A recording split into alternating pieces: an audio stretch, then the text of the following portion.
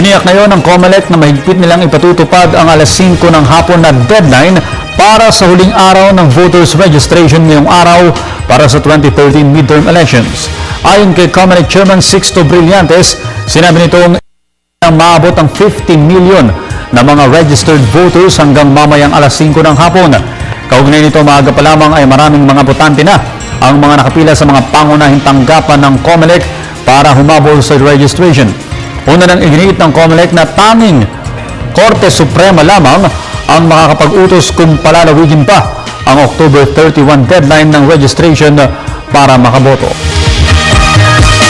Samantala, hinimok ng Simbahang Katolika ang mga kabataan na habulin ang deadline ngayong araw ng pagpapatala para makaboto sa 2013 midterm elections.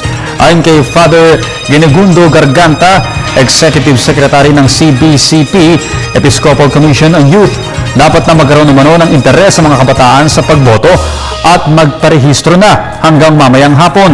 Sinabi pa ni Garganta, bilang isang Kristiyano at mamamayan, ang pagpaparehistro at pagboto ay isang pagpapakita ng positibong pakikiisa ng mga kabataan sa komunidad. Hinikayat din ng nasabing pari ang mga kabataan na ipakita na bahagi sila ng pangarap na umunlad sa pamamagitan ng pagboto sa tamang mga tao na magiging maayos na mga lider ng bansa. Sa iba pang balita, para mabawasan na ang patayan sa mga videoke bars, nais ngayong ipatanggal ni National Capital Region Police Officer Chief Leonardo Espina ang 3 patok na kanta. Ang nasabing popular na kanta na karaniwang inaawit sa mga videoke ay mga awiting My Way ni Frank Sinatra, My Love Will See You Through ni Marco Sison at Green Green Grass of Home ni Tom Jones. Ayon kay Espina, sa 3 nabanggit na kanta, ang My Way ang tinuguriang killer song dahil sa krimeng nalilikha nito sa mga kasiyahan.